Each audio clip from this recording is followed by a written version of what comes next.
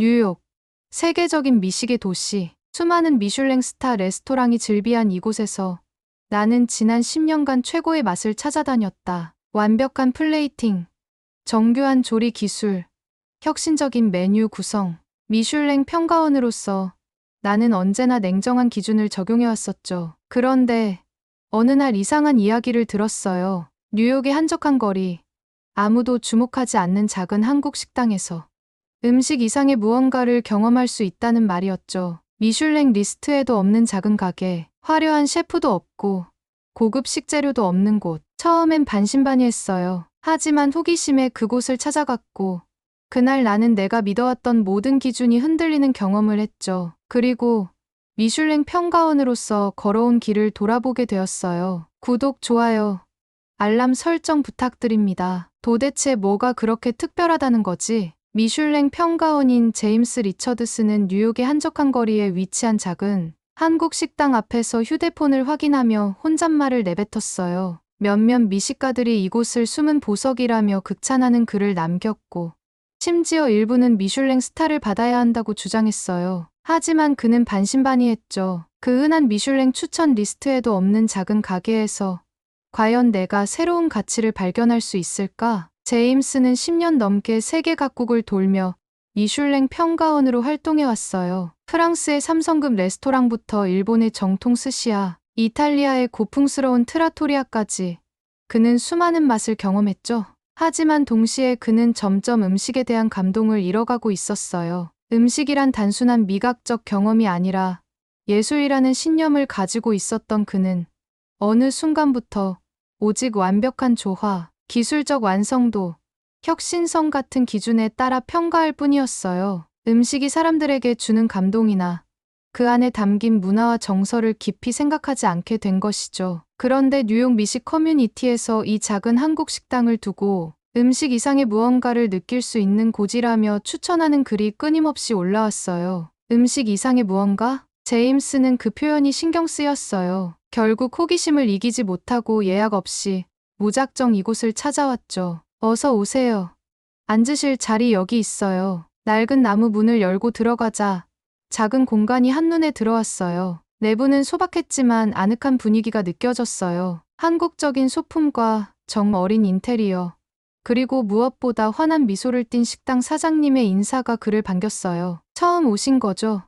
메뉴판 여기 있습니다. 편하게 보세요. 제임스는 메뉴를 훑어보며 당황했어요. 평소 그가 평가하던 레스토랑과는 전혀 다른 구성이었어요. 김치찌개, 된장찌개, 제육볶음, 불고기, 비빔밥, 한눈에 보기에도 특별한 고급 요리는 없었어요. 화려한 플레이팅도, 복잡한 조리법도 기대하기 어려운 메뉴들이었죠. 이런 음식이 그렇게 특별하다는 거야? 고개를 갸웃하며 고민하던 그 순간 사장님이 따뜻한 미소를 지으며 말했어요. 주문하시기 전에 먼저 반찬부터 드릴게요. 잠시 후 직원이 작은 그릇 여러 개를 테이블 위에 놓았어요. 나물, 김치, 감자조림, 계란말이, 멸치볶음, 소박하지만 정갈한 반찬들이었죠. 이건 따로 주문하는 게 아니고 그냥 제공되는 건가요? 제임스가 의아한 표정으로 물었어요. 그럼요. 한국에선 반찬은 서비스예요. 많이 드세요. 사장님이 웃으며 답했어요. 제임스는 순간 당황했어요. 그가 다녀온 세계적인 레스토랑 중 이렇게 무료로 요리를 제공하는 곳은 없었어요. 왜? 이건 원가가 들 텐데 굳이 돈을 받지 않는다고? 그는 천천히 젓가락을 들어 나물을 한 입 먹었어요. 그리고 곧바로 감탄했죠. 단순한 채소 무침이지만 깊은 감칠맛과 신선한 향이 입안에 퍼졌어요. 고지역 김치를 맛보았어요. 아삭한 식감과 숙성된 풍미가 혀끝을 감돌았어요. 이게 단순한 무료 반찬이라고? 그 순간 제임스는 뭔가 깨달은 듯한 표정을 지었어요. 식사를 마칠 무렵 사장님이 다가와 조용히 물었어요. 식사는 입에 맞으셨나요? 제임스는 잠시 말을 잇지 못했어요. 평소라면 요리의 기술적 완성도를 따졌겠지만 이번엔 달랐어요. 솔직히 말하면 지금까지 경험한 어떤 고급 요리보다도 특별한 감정을 느꼈습니다. 사장님은 미소를 지으며 따뜻한 커피 한 잔을 내밀었어요. 그럼 후식으로 믹스커피 한 잔 하세요. 한국에선 식사 후 이게 최고예요. 제임스는 눈앞의 작은 종이컵을 바라보며 다시 한번 놀랐어요. 평소 그는 커피에도 엄격한 기준을 적용했어요. 최상급 원두, 정교한 로스팅, 완벽한 밸런스를 갖춘 에스프레소만을 선호했죠. 하지만 이곳에서 내어준 건 즉석 믹스커피였어요. 설탕과 프림이 가득 들어간 인스턴트 커피라니. 그는 망설이다가 한 모금을 마셔봤어요. 그리고 또다시 예상치 못한 감정이 몰려왔어요. 이거 이상하네요. 너무 달고 크리미한데 왜 이렇게 따뜻하게 느껴질까요? 사장님이 웃으며 말했어요. 그게 한국에서 사람들과 함께 나누는 커피의 맛이에요. 그 순간 제임스의 머릿속을 스쳐 지나가는 생각이 있었어요. 지금까지 나는 음식의 기술과 완성도만을 평가해왔지. 음식이 사람에게 주는 정서적 가치에 대해선 깊이 생각해 본 적이 없었구나. 그는 조용히 식당을 둘러봤어요. 작은 공간 속에서 손님들은 서로의 안부를 묻고 사장님과 농담을 나누며 따뜻한 분위기를 만들어가고 있었어요. 음식이 단순한 미각적 경험이 아니라 사람과 사람을 이어주는 매개체라면 제임스의 가슴 한켠에서 그동안 느끼지 못했던 새로운 감정이 피어오르고 있었어요. 제임스는 작은 종이컵을 들고 식당 안을 다시 둘러보았어요. 벽에는 오랜 세월 동안 붙어 있었던 듯한 사진과 손님들의 메모가 가득했어요. 맛있게 잘 먹고 갑니다. 사장님 덕분에 힘든 하루가 위로받았어요. 한국 음식은 사랑입니다. 같은 문구들이 빼곡히 적혀 있었죠. 그 순간 문이 열리며 젊은 한국인 남성이 들어왔어요. 사장님, 오늘도 왔어요. 학생, 오늘은 뭐 먹을 거야? 제육볶음이요. 근데 반찬은 김치 좀 더 주세요. 사장님은 웃으며 김치를 듬뿍 담아주었어요. 제임스는 호기심에 말을 걸었어요. 자주 오는 손님인가 보군요. 학생은 낯선 외국인에게서 들려온 질문에 놀라며 고개를 끄덕였어요. 네. 여기 오면 꼭 집밥 먹는 느낌이 들어서요. 뉴욕에서 혼자 유학하면서 힘들 때가 많은데 사장님 덕분에 견디고 있어요. 제임스는 예상치 못한 대답에 놀랐어요. 단순한 맛집이 아니라 이 식당은 누군가에게 위로를 주는 공간이었던 것이죠. 식사를 마치고도 제임스는 쉽게 자리를 뜨지 못했어요. 사장님이 조용히 다가와 물었어요. 음식 평가는 어떻게 하시는지 모르겠지만 오늘 식사는 괜찮으셨나요? 제임스는 잠시 고민하다 솔직하게 답했어요. 저는 미슐랭 평가원입니다. 사장님의 눈이 동그랗게 커졌어요. 정말요? 와, 저희 같은 작은 가게에도 오시는군요. 보통은 오지 않죠. 하지만 사람들이 이곳을 특별한 장소라고 추천해서 찾아오게 되었습니다. 솔직히 말해, 저는 처음엔 의심했어요. 하지만 이제 조금은 알 것 같습니다. 제임스는 테이블을 가리키며 말을 이었어요. 제가 다녀본 미슐랭 레스토랑들은 대부분 최고급 재료와 완벽한 기술을 자랑합니다. 하지만 이곳은 그런 것과는 전혀 다릅니다. 그런데도 음식이 사람들에게 감동을 준다는 게 신기하네요. 사장님은 웃으며 따뜻한 눈빛으로 대답했어요. 음식은 단순히 맛만으로 존재하는 게 아니거든요. 특히 한국 음식은 정칭이 중요해요. 반찬을 공짜로 주는 것도, 후식으로 믹스커피를 내어주는 것도 다 그 정의 표현이에요. 손님이 단순히 배를 채우는 게 아니라 마음까지 따뜻해지기를 바라면서 음식을 만드는 거죠. 그 말에 제임스는 잠시 말을 잇지 못했어요. 그동안 그는 음식이라는 것을 예술로만 바라보았어요. 하지만 이곳에서 경험한 음식은 그 이상이었어요. 단순한 한 끼가 아니라 사람과 사람을 이어주고 정서를 나누는 교감의 매개체였던 것이죠. 미슐랭 가이드의 한계를 깨닫다. 제임스는 사장님과 이야기를 나누며 계속해서 생각했어요. 그렇다면 미슐랭 가이드의 기준은 정말 완벽한 것일까? 미슐랭은 철저한 기준으로 레스토랑을 평가해요. 맛, 서비스, 분위기, 창의성 등 다양한 요소를 고려하죠. 하지만 방금 이 작은 한국 식당에서 느낀 따뜻함과 정은 그 평가 기준 어디에도 포함되지 않았어요. 혹시 사장님, 미슐랭 가이드에 선정되고 싶으세요? 뜻밖의 질문에 사장님은 고개를 저으며 웃었어요.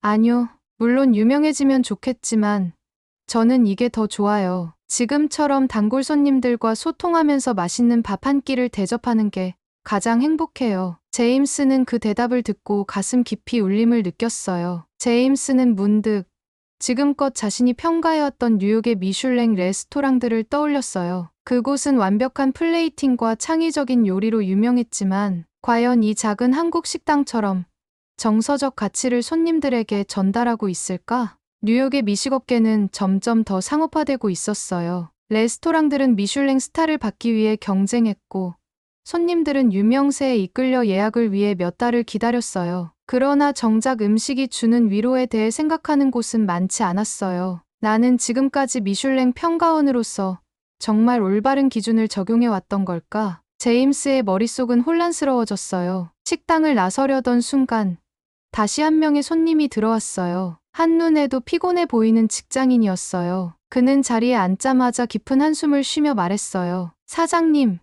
오늘 너무 힘든 하루였어요. 따뜻한 김치찌개 한 그릇 주세요. 사장님은 아무 말 없이 조용히 주방으로 가 김치찌개를 끓이기 시작했어요. 곧이어 보글보글 끓는 김치찌개가 테이블 위에 놓였어요. 많이 드세요. 힘든 하루였겠네요. 직장인은 한 숟갈을 떠먹더니 천천히 표정이 풀리며 미소를 지었어요. 그 모습을 본 순간 제임스는 자신도 모르게 미소를 지었어요. 이게 바로 음식의 진정한 가치구나. 그동안 그는 너무나도 기술적 완성도와 혁신성에만 집중해왔어요. 하지만 이곳에서 경험한 따뜻한 한 끼는 그 무엇과도 비교할 수 없을 만큼 큰 감동을 주었어요. 음식이란 결국 사람을 위한 것이지 평가를 위한 것이 아니었구나. 그는 마침내 미슐랭 평가원으로서의 기준에 의문을 갖기 시작했어요. 그리고 이 작은 한국 식당에서 배운 것을 뉴욕 미식계에 전하고 싶다고 결심했어요. 제임스는 깊은 생각에 빠진 채 식당 문을 나섰어요. 그가 이곳에서 경험한 것은 단순한 한 끼 식사가 아니었어요. 이곳에서 제공되는 음식은 미슐랭 가이드에서 요구하는 혁신적 요리도 세계 최고급 재료도 아니었어요. 하지만 그것이 사람들의 삶에 주는 감동과 위로는 그 어느 미슐랭 레스토랑보다도 강렬했죠. 음식이란 결국 사람과 사람을 이어주는 매개체다. 그는 자신이 지금까지 얼마나 차가운 평가자였는지를 깨달았어요. 그리고 자신이 해왔던 미슐랭 평가 방식에 의문을 품기 시작했어요. 나는 정말로 올바른 기준으로 음식의 가치를 평가해 왔을까? 그는 단순히 맛과 기술적 완성도만을 기준으로 식당을 평가해 왔어요. 하지만 이 한국 식당에서는 정이라는 새로운 개념을 배웠어요. 손님들에게 따뜻한 밥 한 끼를 대접하며 진심 어린 마음을 전하는 것. 그것이야말로 음식의 본질이 아닐까? 이런 고민을 안고 그는 곧바로 뉴욕 미슐랭 본사로 향했어요. 뉴욕 미슐랭 본사는 마철루가 즐비한 맨해튼 중심에 위치해 있었어요. 세계 최고의 레스토랑을 평가하는 곳답게 내부는 세련된 분위기였죠. 그는 사무실로 들어서자마자 동료 평가원인 마크 해밀턴을 찾았어요. 마크, 나 새로운 기준을 제안하고 싶어. 마크는 고개를 갸웃하며 그를 쳐다보았어요. 새로운 기준. 갑자기 무슨 소리야? 제임스는 뉴욕의 작은 한국 식당에서 경험한 이야기를 들려줬어요. 음식이 사람들에게 감동과 위로를 주는 방식, 무료로 제공되는 반찬과 따뜻한 믹스커피가 주는 정의 가치, 그리고 단골 손님들이 이곳을 찾는 이유까지. 하지만 마크는 곧바로 회의적인 반응을 보였어요. 제임스, 그건 감성적인 이야기일 뿐이야. 미슐랭 가이드는 오직 객관적인 기준으로 평가해야 해. 맛, 재료의 질, 조리 기술, 창의성. 그것이 우리가 중요하게 여기는 것들이지.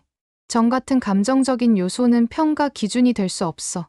제임스는 답답한 마음에 강하게 반박했어요. 하지만 마크, 우리가 평가하는 레스토랑이 과연 진짜 최고의 식당일까?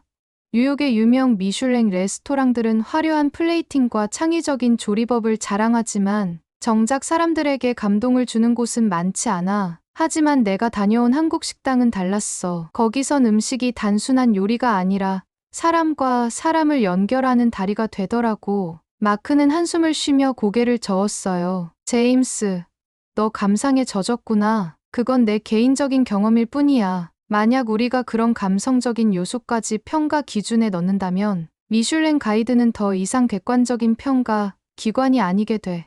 제임스는 더 말하고 싶었지만 마크의 표정을 보니 더 이상의 설득은 어려워 보였어요. 역시 쉽게 바뀌지 않는군. 미슐랭 가이드는 오랜 전통과 엄격한 기준을 가진 평가 기관이었어요. 하지만 그는 여전히 그곳에서 경험한 따뜻한 밥 한 끼의 가치를 잊을 수 없었어요. 그는 결국 혼란스러운 마음으로 본사를 나섰어요. 며칠 후, 제임스는 한국 식당에서의 경험을 바탕으로 새로운 평가 방식을 도입해야 한다는 제안서를 작성해 미슐랭 본부에 제출했어요. 하지만 돌아온 반응은 냉담했어요. 미슐랭 측에서는 미슐랭은 감정이 아닌 객관적인 기준으로 평가한다. 감성적인 요소를 고려하는 것은 미슐랭의 원칙에 어긋난다. 라며 그의 제안을 기각했어요. 그리고 얼마 지나지 않아 뉴욕의 유명 미슐랭 레스토랑 중 하나가 직원 착취 논란에 휩싸이며 큰 스캔들을 일으켰어요. 높은 가격과 화려한 요리로 별을 받은 곳이었지만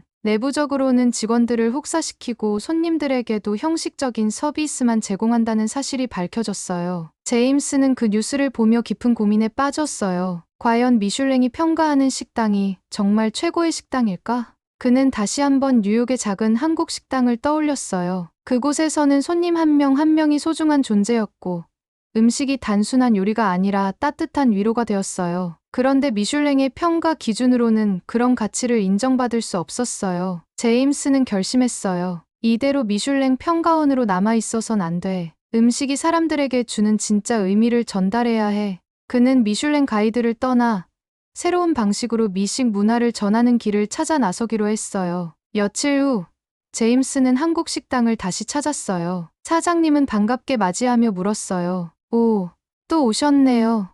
이번엔 뭐 드릴까요? 제임스는 따뜻하게 웃으며 대답했어요. 김치찌개 한 그릇 주세요. 그리고 믹스커피도 부탁드립니다. 사장님은 미소를 지으며 말했어요. 역시 한국 음식의 매력을 아셨군요. 제임스는 고개를 끄덕였어요. 네. 그리고 이제 그 매력을 더 많은 사람들에게 알릴 겁니다. 그는 더 이상 차가운 평가자가 아니라 진정한 음식의 가치를 전달하는 사람이 되기로 결심했어요. 식당을 나선 후에도 제임스의 머릿속은 복잡했어요. 그는 뉴욕 미슐랭 평가원으로서 오랜 세월 동안 최고의 맛을 찾아왔지만 이 작은 한국 식당에서 경험한 감동은 지금까지의 그 어떤 미슐랭 레스토랑보다도 깊었어요. 그렇다면 미슐랭 가이드의 기준은 정말 완벽한 걸까? 이 질문이 그의 머릿속을 계속 맴돌았어요. 그날 저녁 제임스는 뉴욕의 유명한 미슐랭 2스타 레스토랑에서 저녁 예약이 잡혀 있었어요. 원래대로라면 그는 이곳에서 요리를 맛보고 평가를 작성해야 했죠. 하지만 오늘만큼은 이상하게 마음이 내키지 않았어요. 이곳의 음식이 과연 오늘 낮에 먹었던 김치찌개 한 그릇보다 더 깊은 감동을 줄 수 있을까? 이런 생각을 하면서도 그는 레스토랑에 도착했고 정교하게 디자인된 요리가 눈앞에 놓였어요. 트러플 오일을 곁들인 프랑스식 퓨전 한식입니다. 셰프는 자부심 가득한 목소리로 설명했어요. 하지만 제임스는 포크를 들고 한 입을 먹는 순간 충격을 받았어요. 완벽한 맛.